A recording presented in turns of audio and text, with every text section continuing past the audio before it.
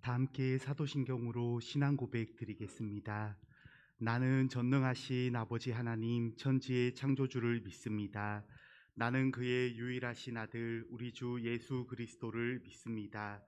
그는 성령으로 잉태되어 동정녀 마리아에게서 나시고 본디오 빌라도에게 고난을 받아 십자가에 못 박혀 죽으시고 장사된 지 사흘 만에 죽은 자 가운데서 다시 살아나셨으며 하늘에 오르시어 전능하신 아버지 하나님 우편에 앉아 계시다가 거기로부터 살아있는 자와 죽은 자를 심판하러 오십니다.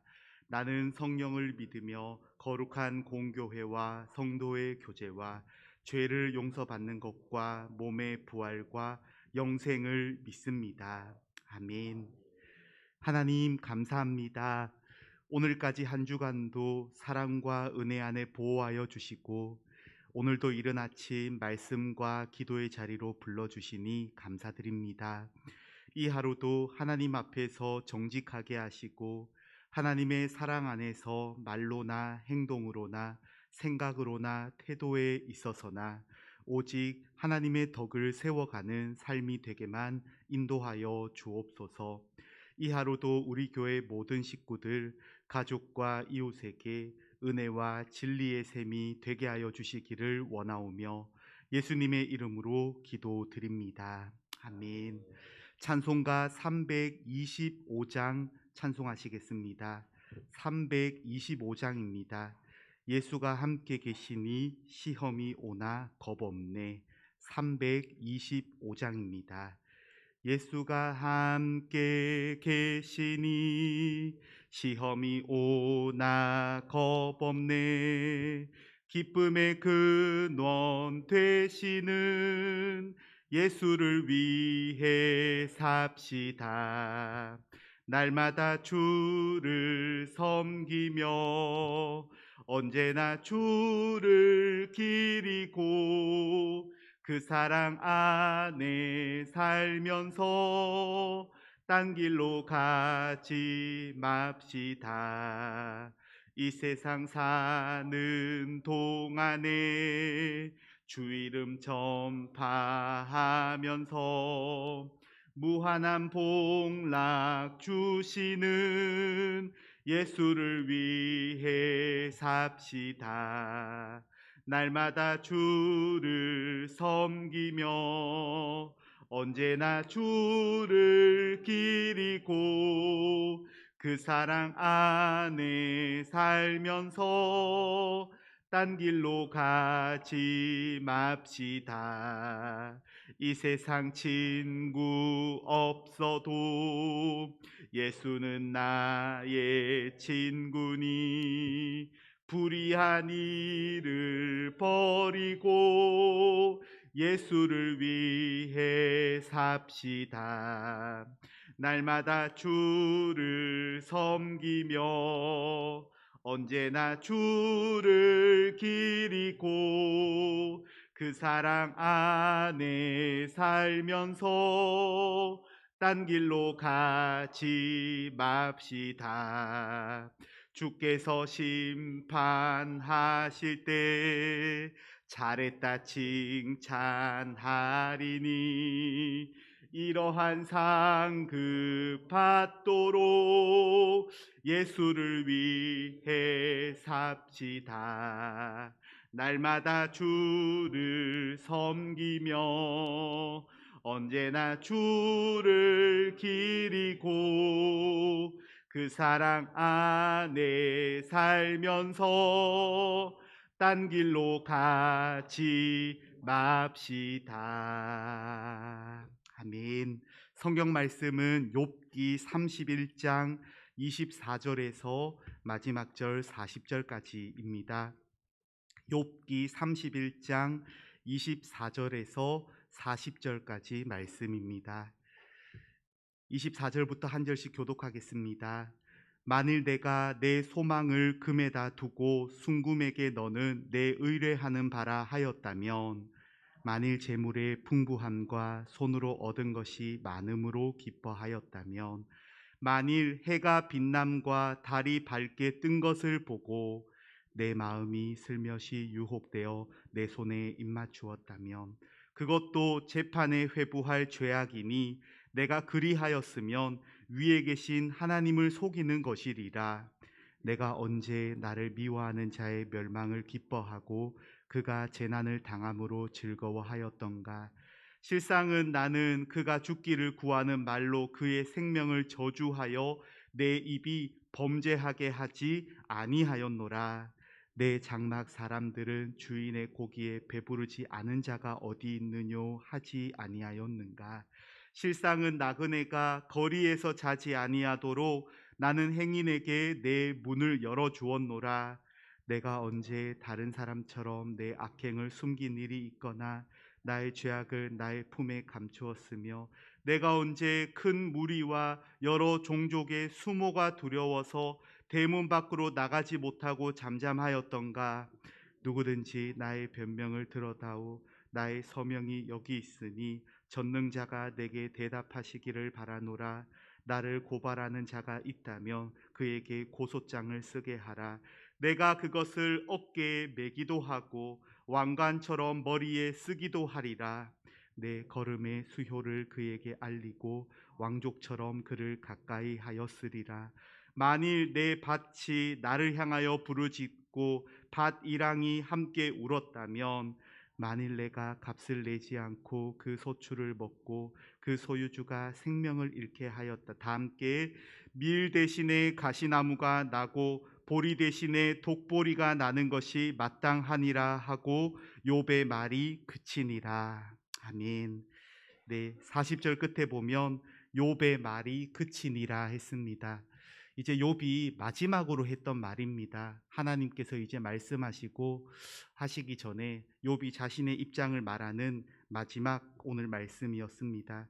지난 10월 1일부터 오늘 11월 26일까지 또 다음 달 한 달 더 보기는 하지만 욥기 말씀을 묵상해 오면서 반복해서 볼 수 있는 주제가 몇 가지 있었는데 그 중에 큰 하나는 조언을 삼가야겠다는 것이었습니다. 조언을 함부로 하지 않아야 한다. 아무리 좋은 말이고 아무리 옳은 말이라고 해도 아무리 내가 경험했을 때 기가 막힌 말이었다, 내용이었다라고 해도 상대에 따라서 또 상황에 따라서 그 말은 도리어 악한 말이 될 수도 있고 폭력이 될 수 있습니다. 항상 깊이 헤아리며 듣고 또 들으며 그거 듣는 것을 우선으로 하면서 말을 아끼되 말을 하게 된다면 그 말에는 반드시 사랑과 공감이 전제되어야 하겠습니다. 그럴 수 있으려면 사람을 보며 살면 그 일이 잘 할 수 없는 것 같습니다. 항상 그 사람을 보고 항상 어떤 문제를 보고 할 때 주님을 바라보는 마음으로 주님을 섬기는 마음으로 내 시선이 항상 주님 앞에 있을 때 가능하겠다 싶습니다. 또 하나 강하게 주시는 교훈이 하나 있는데 그것은 뜻을 정하고 사는 것입니다. 그냥 흘러가는 대로 사는 것이 아니라 진리 안에서 내가 마땅히 해야 할 바를 뜻을 정하고 젊을 때부터든지 언제든지 나에게 진리를 깨닫게 해 주실 때 그 뜻을 내 뜻으로 정하고 실천하며 살아가는 것입니다. 미혹에 빠지지 않고 안일함에 빠지지 않고 의무를 저버리지 않고 하나님의 말씀 안에서 뜻을 정하고 살아가는 것입니다. 이렇게 살 수 있으려면 또한 중요한 것이 시선입니다. 무엇을 바라보며 사는가입니다. 욥기 31장, 욥은 마지막 자신의 입장을 말하는 이 31장을 시작하면서 1절에서 이렇게 말했습니다. 내가 내 눈과 약속하였나니. 내가 내 눈과 약속했다. 여기서 눈이라는 것은 육신의 눈을 포함해서 삶을 바라보는 모든 자신의 전 존재가 무엇을 바라보는가, 무엇을 바라보며 사는가 하는 그런 눈이겠습니다. 그래서 큐티책 한절 묵상이라는 코너에 이런 글이 있었습니다. 눈은 영혼의 창문입니다. 마귀는 눈을 통해 우리의 영혼을 유혹합니다. 유혹을 따라 보암직하고 먹음직한 것을 쫓아 살면 죄밖에는 지을 것이 없습니다. 욥은 안목의 정욕과 싸워 이기기 위해 스스로 언약을 세워 신실하게 지켰습니다. 우리 눈에 담아야 할 것은 음란과 정욕이 아닙니다. 우리 눈에 담아야 할 것은 우리를 위해 예비해 놓으신 거룩한 부르심의 소망입니다. 우리 눈에 담아야 할 것은 우리를 위해 예비해 놓으신 거룩한 부르심의 소망입니다. 눈에 무엇을 담고 사느냐에 따라 인생의 모습은 완전히 달라집니다. 혹자는 말하기를 그 사람이 보는 것이 그 사람이다라고 합니다. 그 사람이 자주 보는 것이 그 사람의 말을 결정하고, 그 사람이 자주 보는 것이 그 사람의 얼굴에 그려지게 되고, 종국에는 그 사람이 많이 보고 자주 봐왔던 것이 그의 삶의 모습이 된다라고 합니다. 눈에 무엇을 담으며 살고 있는가라는 것에 따라서 인생의 모습이 완전히 달라진다고 합니다. 눈은 영혼의 창문입니다. 이 눈으로 실제 보는 것을 포함해서 내가 듣고 또 생각하는 모든 일에 있어서 무엇을 바라보면서 사는가, 내가 가야 할 목적지가 어디인가, 어디이겠습니까? 우리 달려가서 거할 처소는 주님 품입니다. 마지막에 다른 거 다 필요 없고 하나님께서 잘했다, 너 그 잘했다라고, 사람들이 뭐라고 하는 거 필요 없고 하나님께서 잘했다라고 하시는 그 삶을 살고자 우리가 달려가는 목적 안에 있습니다. 이 일을 이기고 지는 것은 나의 관심사가 아닙니다. 여기서 인정받고 인정받지 못하는 것은 나의 관심을 끌 수가 없습니다. 하나님 앞에서 잘했다라고 하는 삶을 살고자 하는 것입니다. 그러기 위해서 기준이 하나님의 말씀입니다. 진리 안에서 진리를 배우고, 주님 저에게 더 가르쳐 주십시오, 주님 제가 더 알기를 원합니다, 온전히 알기를 원합니다 라고 항상 배우는 마음으로 깨닫게 해주시는 것마다 거기에 따라서 뜻을 정하고 살아가는 것입니다. 잘 아시는 바대로 다니엘은 소년이었을 때 진리 안에서 뜻을 정했었는데 그때도 목숨을 구걸하지 않았습니다. 더 놀랍고 감사한 것은 소년이었을 때뿐만 아니라 성인이 되어서나 또 중년의 나이를 지날 때에나 노년에 이르렀을 때에나 변함없이 그 모든 과정 속에 하나님 앞에서 뜻을 정하고 그 뜻에 따라서 구걸하지 않고 자신의 모든 자기 삶뿐만 아니라 가족과 자기 일족의 삶까지도 구걸하지 않고 뜻을 정한 그 안에서 살아갔다. 그의 삶의 목적은 변함없이 하나님이셨다는 것입니다. 예수님조차도 말씀하시기를 나는 내 뜻대로 말하지 않는다라고 하셨습니다. 예수님이시니까 예수님 뜻대로 말하시면 되죠. 근데 예수님 그렇게 말씀하지 않으시고 나를 보내신 이의 뜻대로 내가 말하고 행동한다라고 하셨으니까 얼마나 우리가 그 누구라고 할지라도 내 뜻을 내려놓아야 하겠습니까? 얼마나 옳게 보이고 얼마나 합당한 일이고 이치에 맞다고 싶어도 주님 저를 제가 정말로 제 뜻이 아니라 하나님의 뜻을 따르기 원합니다라고 고백하면서 살아가야 하겠는가 하는 것입니다.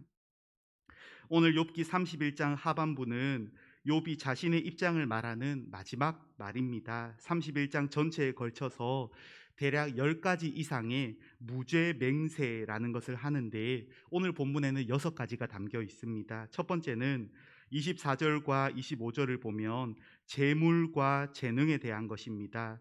욥은 재물이나 또 그 재물을 얻을 수 있는 자신의 능력, 재능에 소망을 두지 않았다 합니다.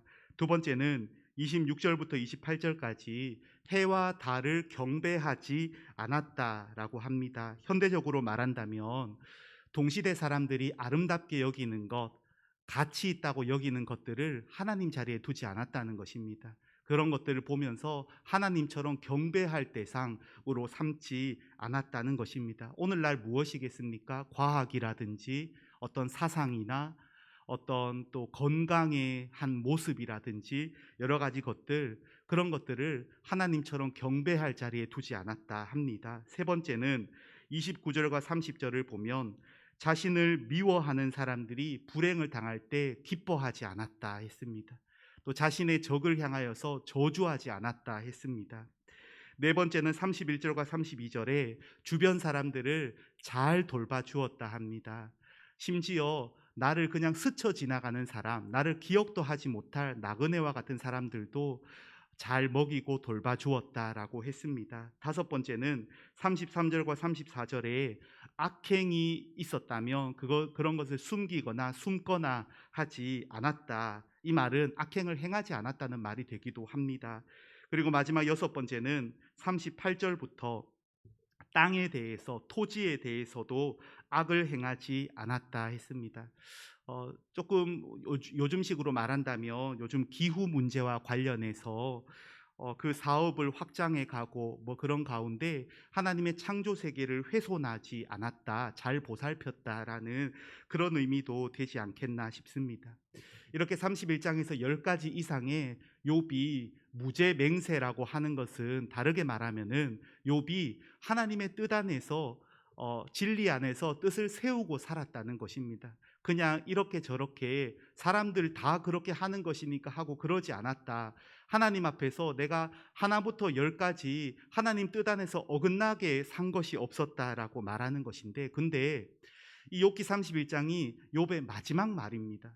욥기 3장에서 4장에서 좀 일찍 이 내용을 말해 주었다면 욥기를 읽는 우리도 욥이 이렇게 살았던 사람이구나 하면서 좀 욥 편에 더 설 수 있었을 것 같은데, 욥이 이렇게 가장 마지막 31장에 와서야 자신이 이렇게 살았다라고 하는 것을 볼 때 마치 바울 사도가 내가 어떻고 나의 어떤 자랑할 만한 그런 것들을 가급적 말하지 않는 그런 태도와 같이 욥이 스스로 최대한 말하지 않는, 자신이 잘나서 자신이 잘했다 이런 거 내세우고 싶지 않은 욥의 모습이 아닌가라는 그런 마음도 들게 됩니다. 첫 번째 본문 해설입니다.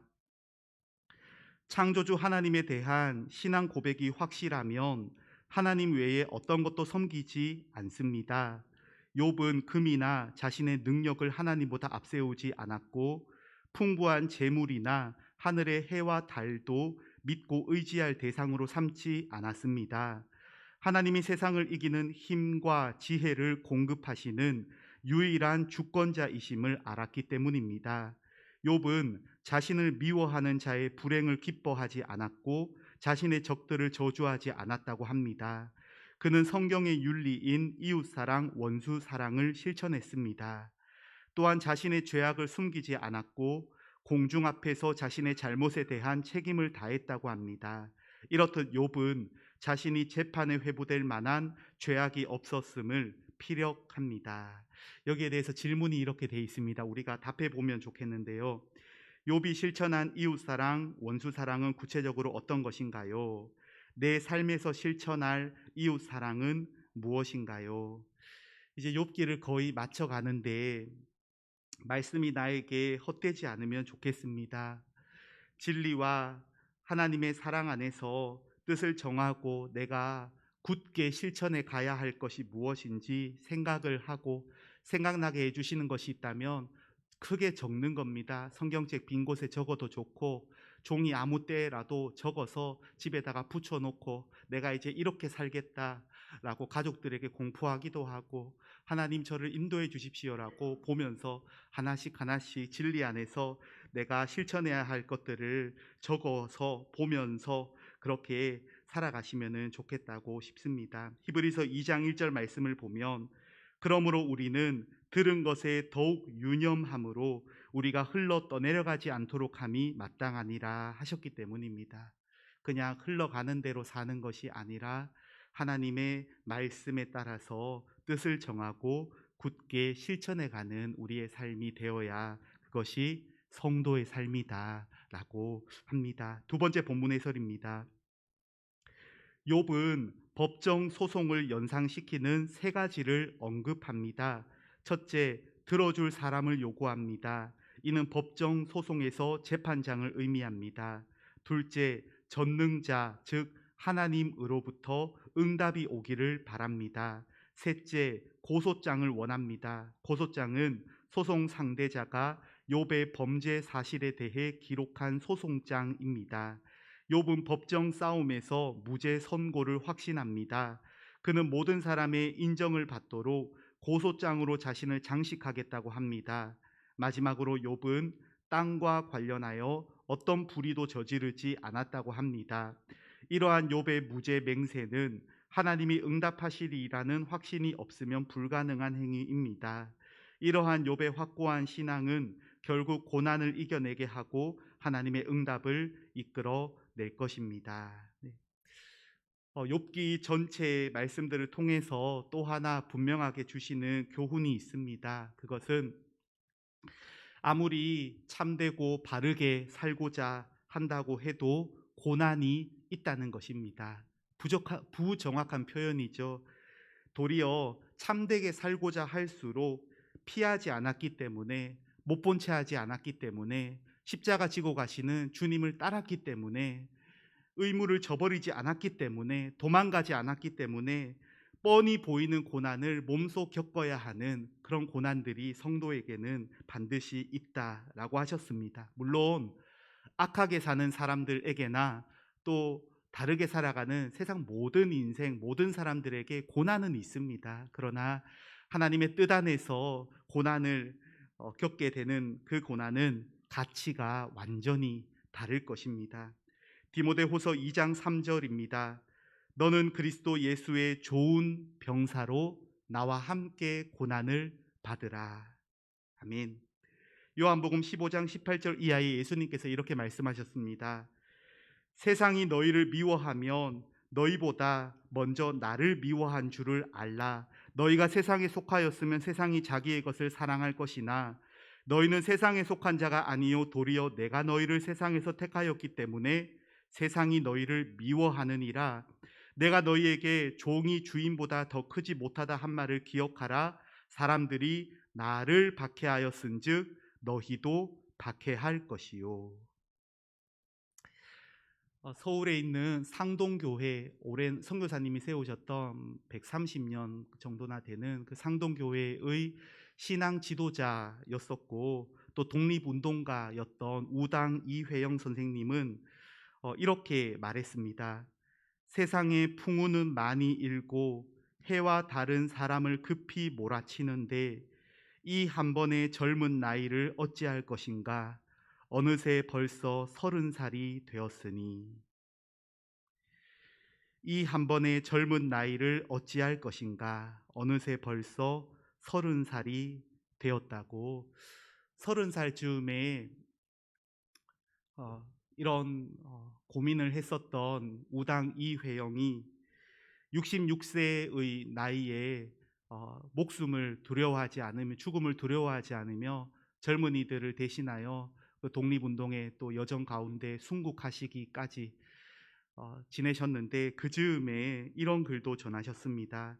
한국에 요구하는 바는 정치가 군사가 보다 더 위대한 인물이니 이가 누구인고 하니 곧 개인의 천직을 다하는 자, 사회의 적임을 행하는 자, 국가의 의무를 다하는 자이다. 말씀을 맺겠습니다. 십자가 앞에서 항상 과거에 매이지 않고 어제에 묶이지 않고 날마다 오늘이라 일컫는 시간 동안 지금 새 사람이 되어서 진리를 아는 대로 하나님께서 또 나에게 진리를 가르쳐 주시는 대로 그 진리 안에서 뜻을 정하고 살아가는 저와 모든 교우님들의 삶이 되시기를 주님의 이름으로 축원드립니다. 기도하겠습니다. 하나님, 욥의 삶에 그토록 아프도록 새기시며 저희에게 거저 주신 교훈의 말씀들을 낭비하거나 헛되이 하지 않기 원합니다. 주시는 교훈마다 우리의 삶에 아로새기어 살아가도록 인도하여 주옵소서. 예수님의 이름으로 기도드립니다. 아멘. 하늘에 계신 우리 아버지, 아버지의 이름을 거룩하게 하시며 아버지의 나라가 오게 하시며 아버지의 뜻이 하늘에서와 같이 땅에서도 이루어지게 하소서. 오늘 우리에게 일용할 양식을 주시고 우리가 우리에게 잘못한 사람을 용서하여 준 것 같이 우리 죄를 용서하여 주시고 우리를 시험에 빠지지 않게 하시고 악에서 구하소서. 나라와 권능과 영광이 영원히 아버지의 것입니다. 아멘. 먼저 말씀을 생각하며 기도하겠습니다.